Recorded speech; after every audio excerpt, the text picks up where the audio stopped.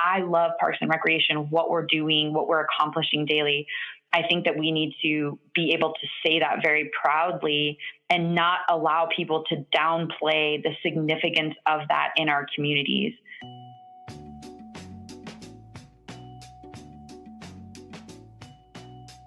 Hey everybody, and welcome back to Becky Talks Parks, a podcast for parks and recreation professionals who are passionate about raising the bar in the field. Today, on episode number 9, I'm talking to Angelasupervises from the City of Henderson. You guys, she is so wise and has so much advice. In this episode, you're going to learn some new ideas and tactics for when you're hiring and onboarding new employees, and she's going to give advice from both sides. So if you're looking for a job, or if you are actually hiring for your dream candidate.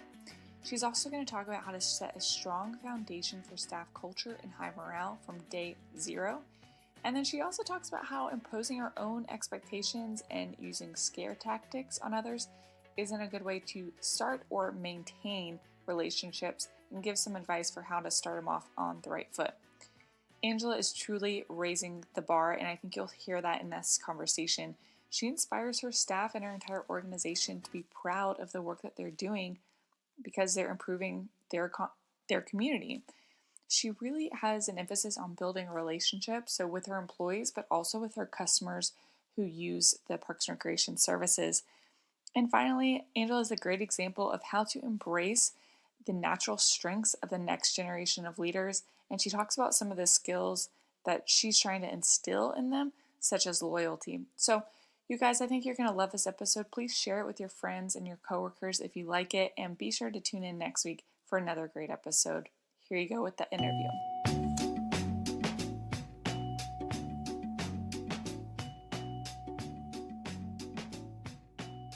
My name is Angelasupervises, and I'm currently a recreation services manager with the City of Henderson.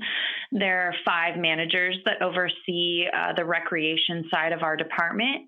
And the City of Henderson is a little over 310,000 residents. For anyone that doesn't know where Henderson is, we're a large suburb right outside of Las Vegas. There are close to 2 million residents in the Las Vegas Valley, which a lot of people don't know. So it's kind of a large recreation mecca. And I've been with the city. I just celebrated 10 years, so I can't believe how fast the time has gone. But I really love working for this organization. I'm actually a native of Northern California. I was born and raised in the city of Vallejo, and all of my family is still in California. So we're a recreation-based family. My brother's a recreation supervisor as well. So we have a lot of passion for our community. My family are long generations of public servants. So we feel really dedicated to what we do in our community. And I really love the opportunity to work in Parks and Recreation. So that's a little bit about me. I have 5 children. So when I'm not working, I get to be a mom, and I really enjoy that as well. So That's great. And with 5 kids, it seems like you have to manage your family in a way. And then you also have this team of people that you lead in your recreation supervisor position too. So that's actually the first question I want to ask is, how do you maintain a high level of morale within your team and continue to push high expectations with them?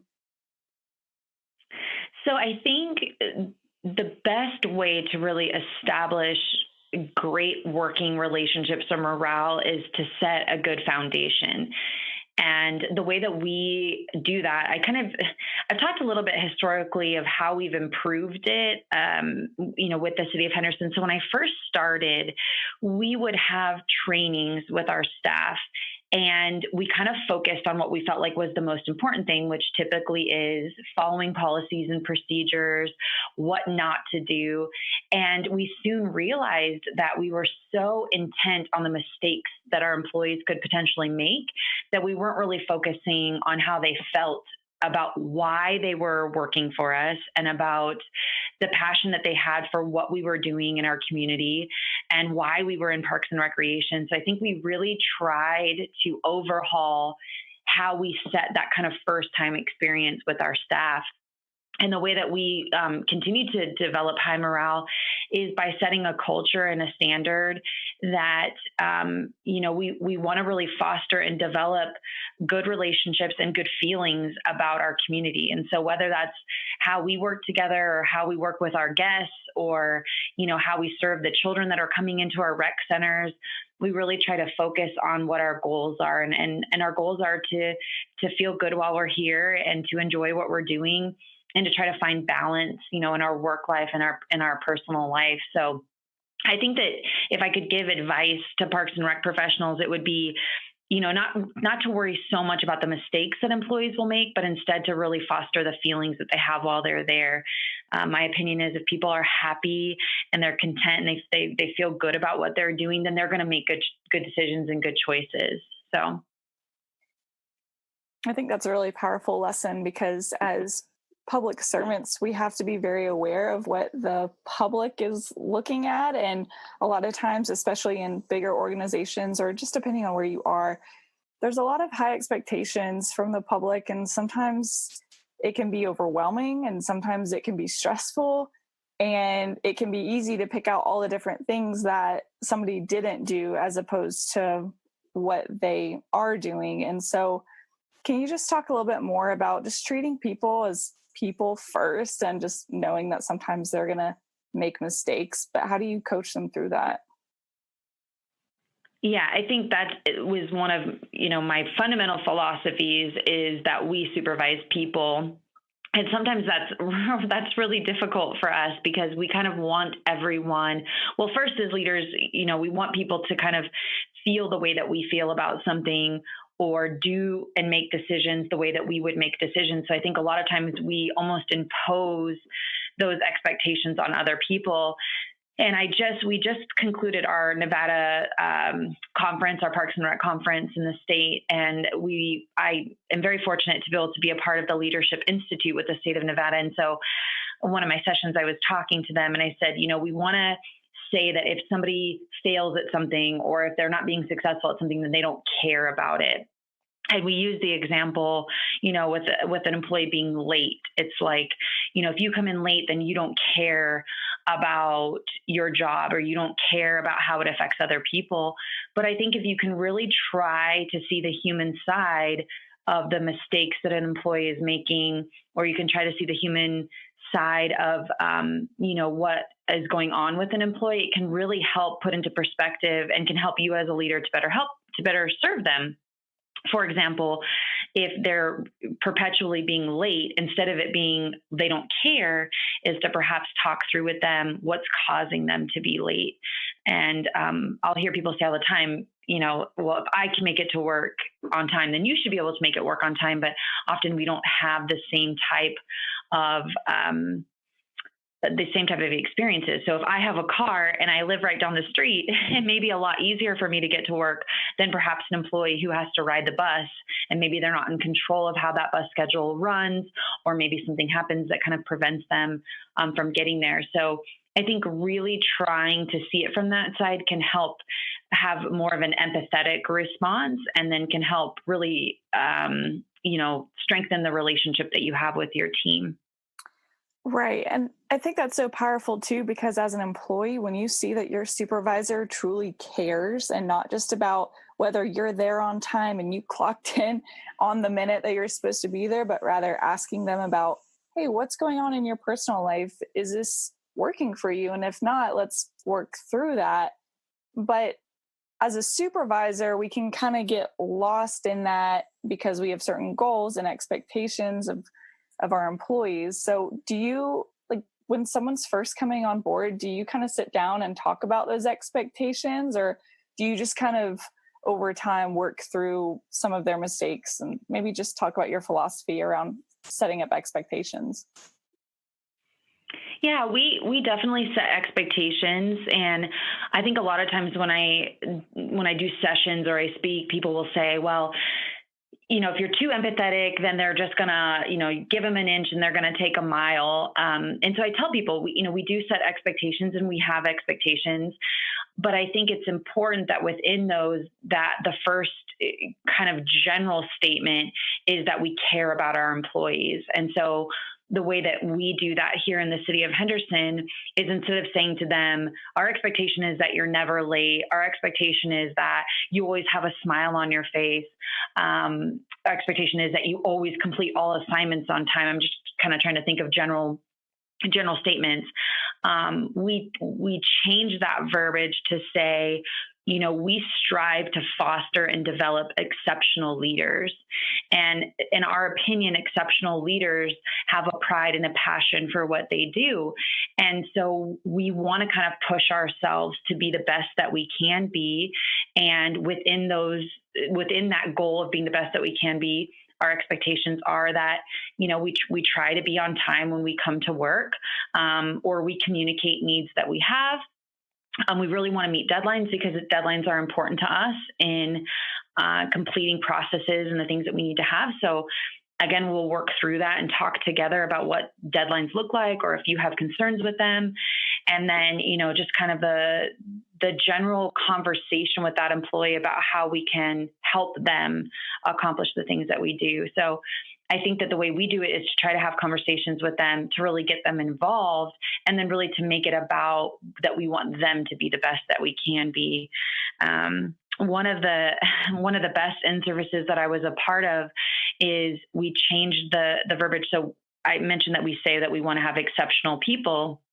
And so what we said to them is that we care about you, and we want to be invested in how successful you are, not just in our organization, but how successful you are as a person. And so we are going to push you, and we are going to challenge you, but we're also going to be a soft place for you to fall if things aren't going well. And I think we really try to live that motto. And in my opinion, I think that people work for us because we provide that type of atmosphere way more so than they work for us for the money that they're going to receive. So, absolutely. And hopefully, as Parks and Recreation professionals, that's why we get into it, is because we care. It's one of the characteristics of millennials, and maybe we can stereotype, but maybe we shouldn't. You can kind of give me your opinion on this, is that we're kind of impatient. We want to get to that next level as soon as we can.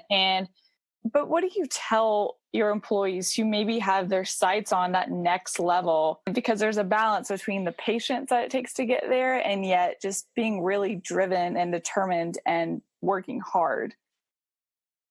So I don't think that a leader should ever prevent somebody from being highly motivated. I always laugh because I'll say, we strive to hire people, and we typically look for people who are highly motivated, who take initiative, who are dedicated, and then we'll kind of crucify their personalities and say, well, you're trying to move too fast. You need to be more patient. Or we'll tell them, don't take that so personally, even though we want them to be really invested. So I think sometimes that's a contradiction, and I think it can be confusing. So if you are looking for people who, again, are dedicated, they're go-getters, then they're going to have the good aspects of that personality, and they're going to have some of the bad aspects. So I don't prevent my staff from wanting to feel motivated. I think that's really great, and I want to encourage that. But what I try to explain to them is that the patience comes with showing some loyalty and some dedication to an organization. And I think I am a huge advocate for millennials, and I speak a lot on some of the misperceptions that I think are happening, and some of the, I call it kind of like we blame the millennials because we as leaders don't want to have to do the work. But we have generations, and not just with millennials, but the generations that are coming after, Gen Z. And then for anyone that doesn't know, the next generation after that is Generation Alpha. So my children are in Generation Alpha, and they are going to be the smartest generation. They're going to challenge us to have to further develop our current leadership styles. And I think that's really great. I think that keeps us on our toes. But I think with that, again, we are going to need to teach people about a loyalty and a dedication to relationships, to people, to jobs, because there is that emphasis on, if it's not serving my need currently, or it's not making me completely happy, then I'll just move on, as opposed to, hey, it's not serving my need currently, but what can I get from this that may help me in the future? How can I learn more from people that I'm working with, or how can I develop skills further? So I'm always aware that people may have great technical skills, and I think that's awesome. And sometimes you hire people that have been with your organization a short amount of time that have a higher technical ability than people who have been with your city for 30 years.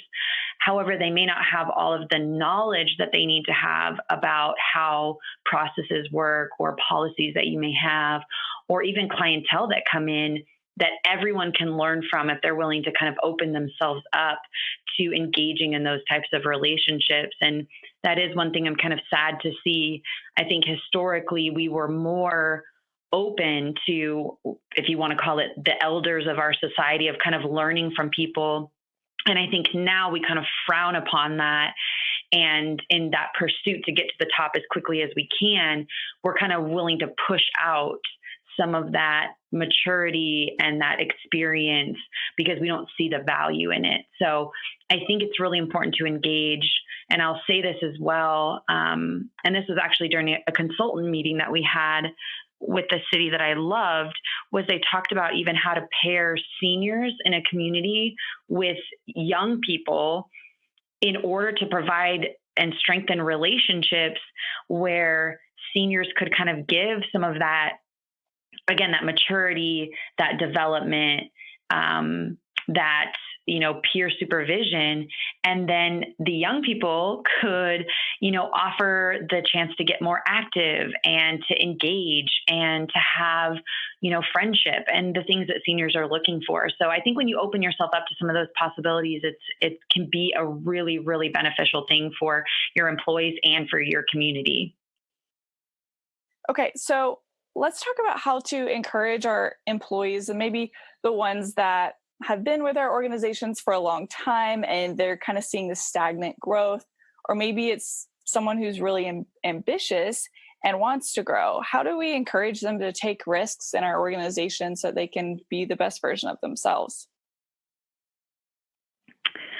Well, I think first you need to kind of have an established, whether you want to call it an evaluative process or a succession plan, or some way that you're tracking progress with your staff. I think it's really important that you know what your employees want out of their experience with you.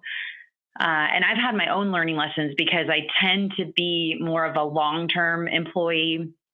So I can sometimes, again, as I was saying in the beginning of our podcast, I can sometimes want to impart that onto the people that work here. Well, if you're only going to be here for 5 years, then I don't think that you're invested. Where I needed to change that mindset to say, okay, if you're going to be with us for 5 years because you're just starting out in college and you're on another track, or we have a lot of employees who will come to work for us in Parks and Recreation, maybe that want to be in fire departments or with police. Instead of seeing them telling us up front, I may not be a long-term employee, as that they're not committed, it's what's our goal with you for the 5 years? And, how are we going to help you get to where you need to be? And what goals are we going to set for you to help our organization? So I think it's really important that you have that succession planning and that you understand what their goals are. I think the other thing to really challenge people is a lot of times we will wait until the end of the year, at the end of the evaluation, to kind of talk with them about what our hopes were for them. I wish that you would have gotten more involved with another state agency, or I wish that you would have gone to more leadership training programs, instead of making that communication ongoing. So I think open dialogue with your staff is really great. And I say this all the time. I mean, my brother tells this joke. He was traveling to a conference, and they do like the offsite institutes. And so they went to one of the rec centers, and there was a banner that said the best little recreation center in the country. And he said, how did you guys win this award? Like, was this something? And they said, well, no, it's just, that's what we call ourselves. And it was just that way of kind of putting yourself into perspective that if you're not getting out there and you're not looking at what other agencies are doing, then you can be thinking that you're doing the very best, or that you are the very best. But I think the best way for you to challenge that mentality is by getting involved. And that's how when you mentioned at the beginning, that's how I heard about your podcast, being involved with NRPA, getting involved with the social media accounts or following what our agencies are doing is really, really great. I think attending local meetings, if you have them, or local leadership trainings, not only gives you education from the presenters that are there, but it also puts you into an audience of people who may be like-minded, who also like to challenge themselves. And it's really going to push you outside of your comfort zone and help you to learn more. So that would be my encouragement, because we can all say that we're the best parks and recreation if we're not getting out there to see what other people are doing. And I don't know about you, but I love going places and stealing ideas, good ideas, coming back with things that I'm like, wow. I had the recent opportunity to go and visit Provo, Utah for the first time. I went to the Utah Recreation and Parks Conference, and it was incredible.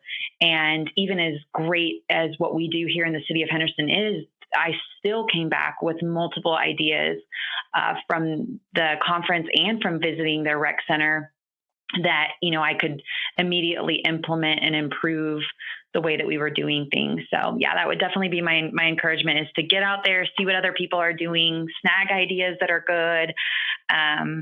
So. Absolutely. And I've got to tell you, when I first visited Henderson, it was my first time there when I first met you.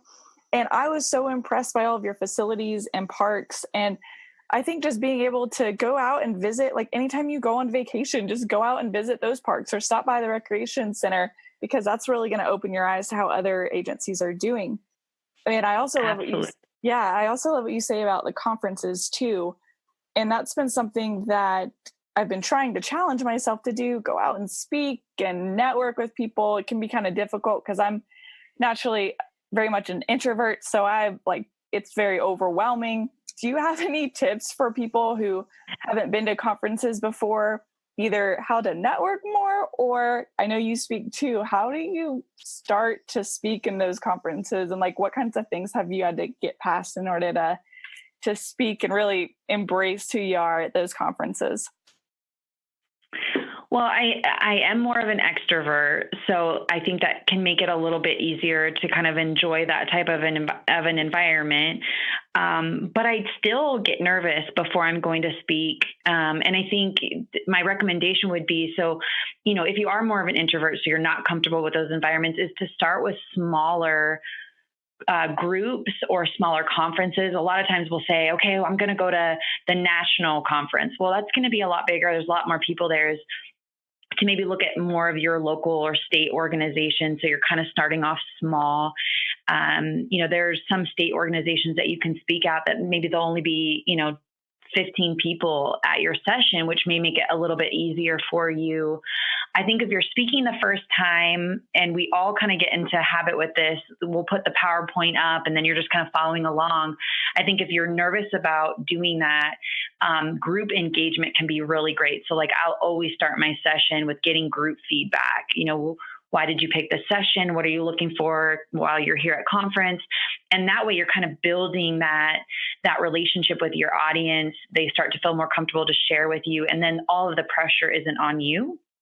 So I think that those can be good tips to do more of that group work, even if you sit them all in a circle and you guys, do more of a collaborative discussion than feeling like you have to be standing up in front of the room presenting. And I think people really like that better, and it keeps them more engaged.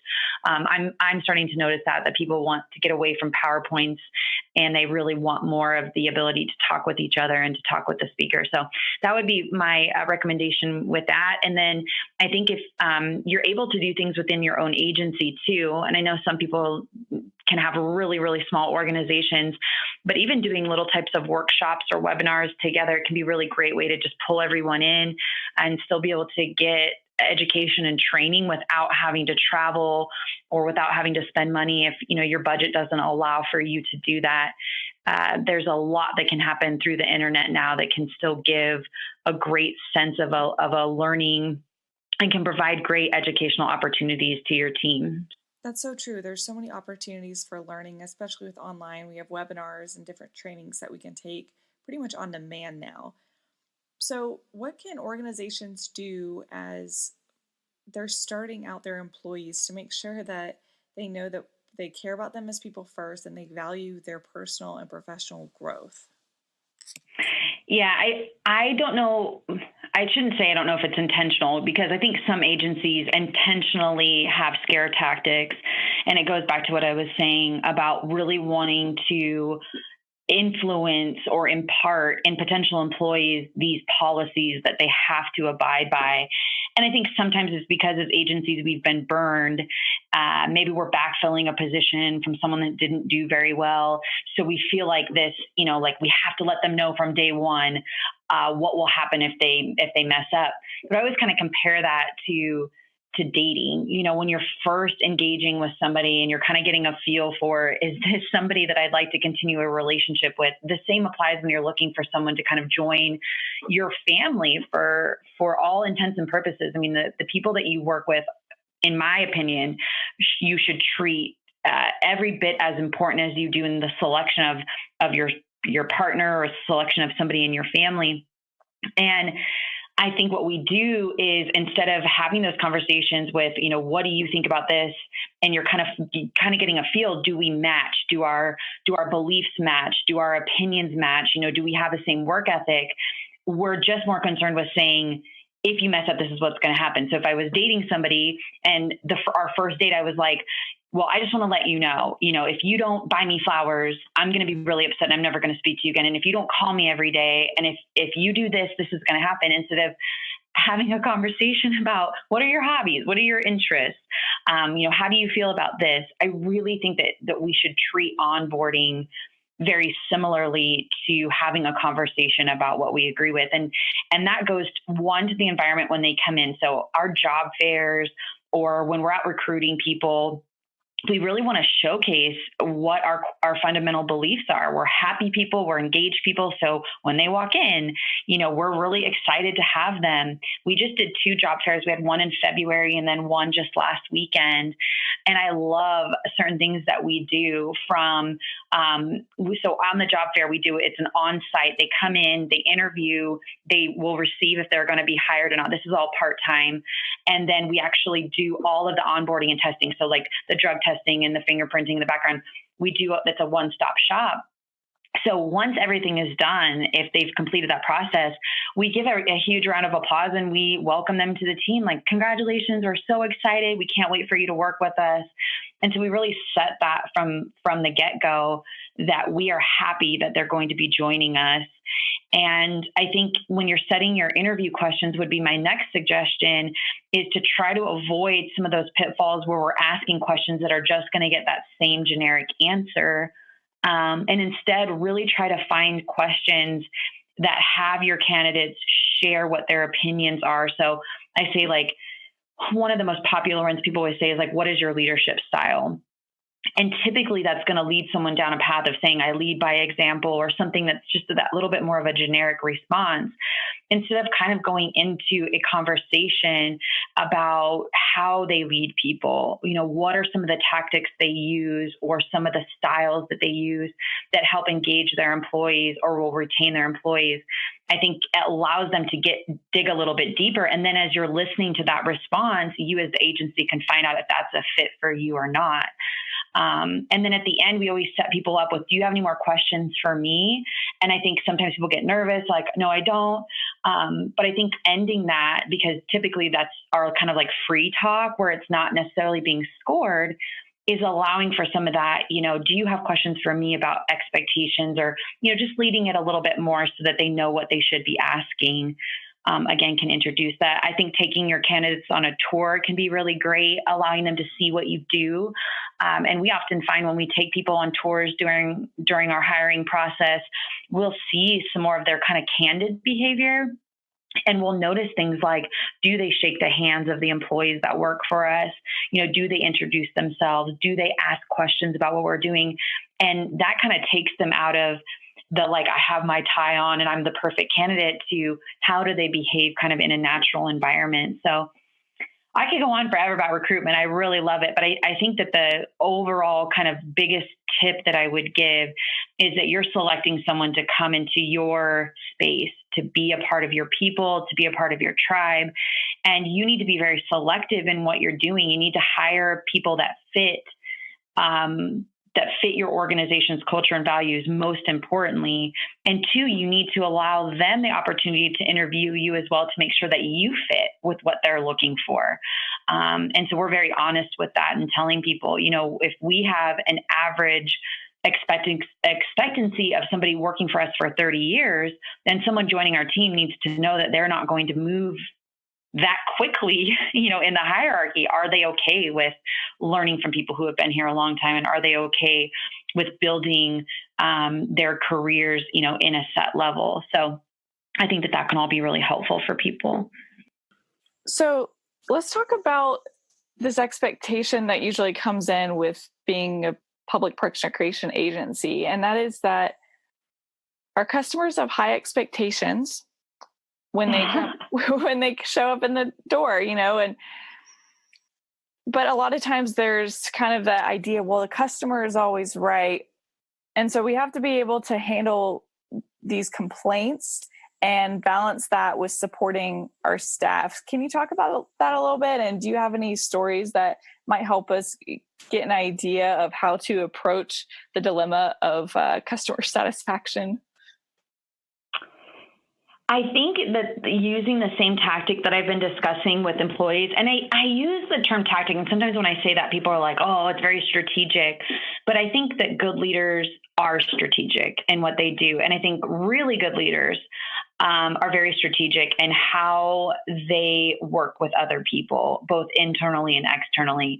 So I think really focusing on building relationships with your customers is incredibly valuable in retaining them. So obviously Parks and Recreation, and particularly municipal parks and recreation, has a lot of competitors. Maybe 20 years ago, we were the only ones providing after school care. We were the only ones providing dance classes. But just in my career time alone, we were just talking about this in a meeting recently. In the last 5 years, we've seen 39 daycare providers in Henderson alone created. So we have ongoing competitive services of people who maybe can do it for cheaper, right? So like, our local fitness businesses or our local dance groups and things like that. Or they can provide more competition, or they, whatever they're able to give that maybe we aren't able to. So for us, the number one thing is that we build a rapport and a relationship. We're not the large consumer agency. We can have that kind of one-on-one. We know your name. We are respectful of what's going on with you, and we try to really accommodate that. So I think oftentimes when we get into the, is the customer right? Is the customer wrong? We're too focused on, are they abiding by our policies, instead of looking and saying, what do I need to do to help this person have the best experience? And I have a ton of examples. I actually just did an article for Aquatics International, and they asked, it was one of the ones where it was just, something that's happened to you with the customer and how you kind of overcame it. So I like sharing this story. And then I have one more that's kind of more from my point of view. But so this one was, we had a senior participant come in, and when she was done with her class, she went to use our restroom facilities, and she was showering, and there was not a bench. And we had opened, it was a newer facility, so it just opened, and we were still kind of waiting for some of our equipment to come in. And in this particular area, there was not a bench, and she was very upset that she didn't have a place to put her stuff when she was showering. And she came up to talk with the front desk. I was actually back in the office, so I could hear her kind of having a conversation. The front desk was doing a great job of just kind of the typical, I'm sorry that's not there. We'll try to get a bench for you. But her emotion just kind of kept escalating. She was really, really upset about the bench. And so finally, when it started kind of getting a little bit past where I thought it should be, I walked up, and she had gone over and sat down at one of the tables in our front area. And so I just walked over to her, and I kind of reiterated what our staff had already said. I was very sorry that we didn't have a bench. And I said, we'll make sure that that's taken care of. Is there anything else that we can do to help make your experience better?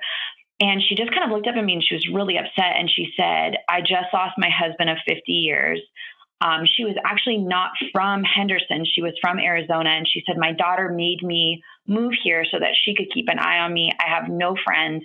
And all I wanted was a bench when I came into the locker room. And I get emotional when I talk about it because sometimes we hear anger in our patrons, or we hear anger in the kids using our facilities, and we don't dig deeper to find out what it really is about. And for her, it had nothing to do with the bench. It was everything else happening for her. And she just wanted what she wanted in kind of a controlled environment. And I, again, just apologized. And I told her that I was so sorry to hear about her husband, and that I would absolutely make sure that when she came into the facility, that she would have a bench there. While I was talking, the front desk who had originally helped her kind of nodded to me, can I take a break? And I thought, well, this is perfect timing. Sure, go ahead and take a break. And so she kind of left, and I just finished kind of talking with the customer. And then all of a sudden, in comes this staff person. She had a muffin and a coffee. Here I go again. And she brought it over to the patron, and she said, I overheard what you said, and I'm so sorry. And we wanted you to have this. And in that moment, we kind of invited this ability to have a connection. So what I'll tell the people is, if you can open yourself up to have an experience like that with your customer, not only, in my opinion, will that build a lifelong commitment to your organization, where that person will keep coming back because they know that you're invested in them, but it will also help your staff to better understand how to take things personally. Because we always say, don't take it personally. No, do take it personally. Commit to personally getting invested with the people who come here and try to help them. And I think of all the challenges that we're having right now in Parks and Recreation, our youth, what we're doing with the youth in our communities is posing a severe strain, in my opinion, on us, because we're dealing with more violent behaviors. We're dealing with angry children who don't listen. And we want to combat that by putting more policies on them, or kicking them out of our rec centers, or coming down on them with a hard, fast hand, instead of softening up and saying, okay, what should we be doing in Parks and Rec to help these kids be the best that they can be? And what happens when we kick them out of our facilities, or we, tell them that they're bad, and we reaffirm what they're already hearing on a daily basis, instead of bringing them closer to us, soft hands, that we bring them in and we say, look, we're here for you and we want you to be here. What do we need to do? So that's my advice on that. The other one, I'll make this one quick because it's not quite as emotional, but it was the first time I kind of saw customer service on my end. So when I had my last daughter, I ended up going out on leave, and I got some time, obviously, with them. And our older two were in school, but the three were home with me. And so I decided that I was going to take advantage of Parks and Recreation. We're going to take some classes. And so one of the days, sleep deprived, because I had been up all night with my youngest, we had a dance class, and I just completely spaced on the time. We were running late. I quickly got them dressed in their little tutus, and we got to the rec center. And when we ran in, I had completely missed the time. It was like the class had been like 2 hours earlier, and my daughters were just devastated. And so I went up to our front desk and I said, oh my gosh, I got the time wrong. I see that there's a dance class starting in the next 15 minutes. And she said, oh, but that's not the same class as yours. And I said, well, would there be any way that I could do it? And so she gives me the policy, no, I'm sorry, it's a different instructor. We can't do that, yada, yada. And it was the first time I kind of experienced on the other end that here my daughters are crying. I'm sleep deprived. I just had a baby. And instead of looking and saying, no, I'm sorry, you're violating the policy, it's not my responsibility, you should have known when your class is, that we would have some looking and saying, how can I help this customer?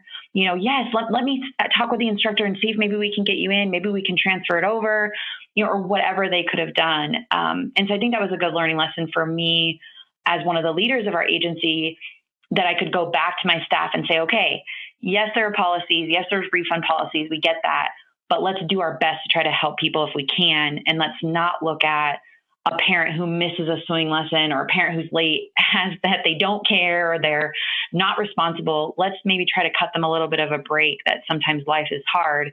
And the end result is that we want them here with us in Parks and Rec. So whatever we can do to help them with that, we should be. So that was one of my longer answers. I usually have longer answers, but that one was really long.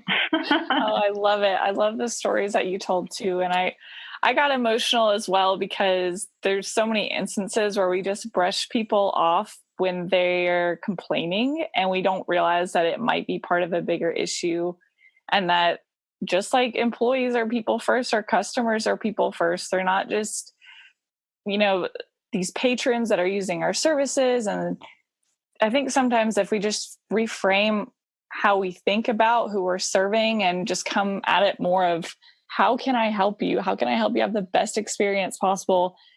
Then surely you're improving not only the work that you do, but just overall the community that you serve. Wow. So you are so inspiring. I love everything that you have to say. And so this next question, I cannot wait to hear what you have to say as well. But it's all, the blog and the podcast that I'm working on, it's all about raising the bar in the field.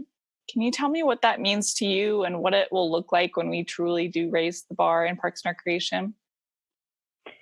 Well, I think the first component of raising the bar is that we as individual leaders have to really promote, recognize, and value what we're doing. And I think for whatever reason, and those of us who have been in the industry for a long time, so I talk about this frequently, even when I got a degree in Parks and Recreation, I don't want to say it was a joke, because I think that's a little bit harsh, but I think in some ways it was kind of like, what? There's a degree in Parks and Recreation. What do you need a degree in, to go play basketball? There's all of these misperceptions of what we do. And I think because we've heard it so long, we have become okay with that identity. We've become okay with people saying that about our passion, our life, our career. We've become okay with people saying that about our team. And I think that we as individual leaders need to not be okay with that. And we need to be able to communicate and properly express what we do. When I saw you advertise your shirts, I messaged you about that right away too, because I was like, oh my gosh, I could not love any more the statements that you had on both of them, because that's what we should be saying. What I love Parks and Recreation, what we're doing, what we're accomplishing daily. I think that we need to be able to say that very proudly and not allow people to downplay the significance of that in our communities. Us having clean, safe parks, us having clean, safe, staffed facilities, us being involved with our school districts, is critical right now to raising healthy, happy, successful children. And I continually see Facebook debates and political debates about what needs to happen. And my opinion is that Parks and Recreation can highly influence the positive messaging and the positive experience for our youth. And we need to catch them as early as we possibly can.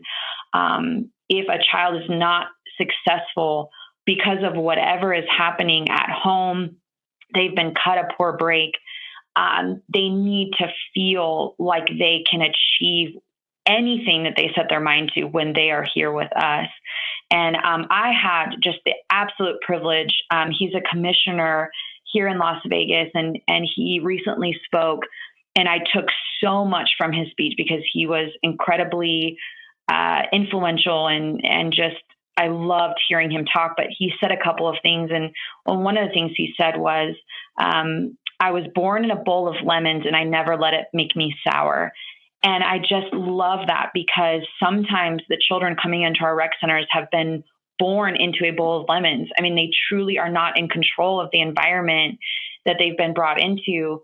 And we need to help them not be sour about their life. We need to give them those opportunities. So I think Parks and Recreation needs to become our own advocates. We're advocates for everyone else, but we don't always advocate for ourselves. We are important. We are smart. We are capable. We are talented. And I think the more that we can communicate that, the better. I tell people all the time, if I said to them that I ran 15 multi-million-dollar businesses, people would be like, oh my gosh, that's incredible. How do you do that?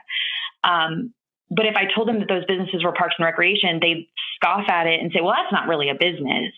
And yet we do it every day. And we do it with sometimes a lot of resources that we have to balance, sometimes with no resources, and we're getting innovative. And we need to give ourselves credit to that. So I think that that's really, really important in the future of parks and recreation.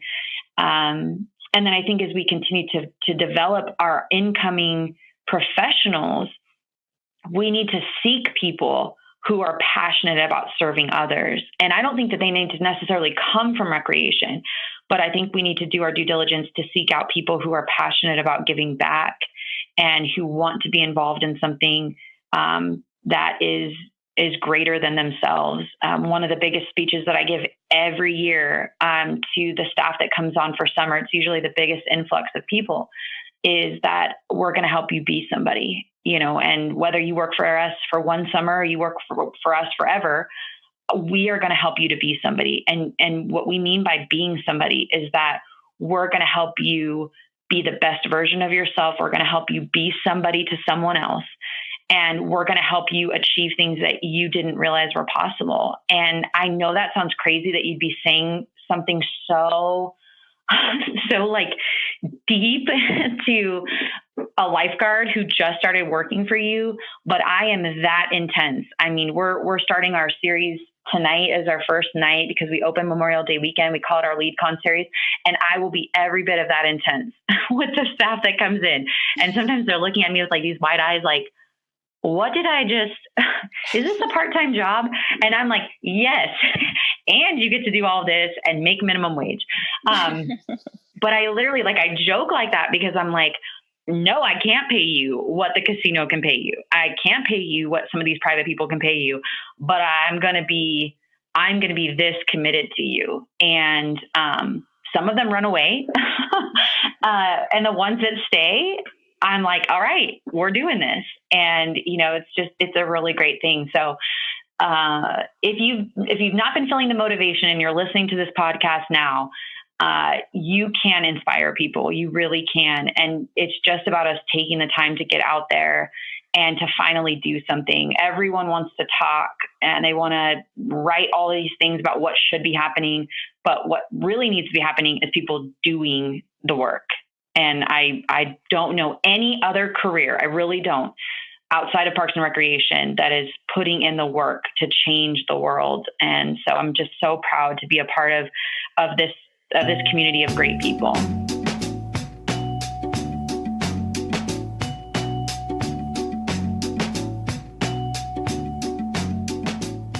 All right, you guys, that was Angelasupervises from the City of Henderson. Isn't she amazing?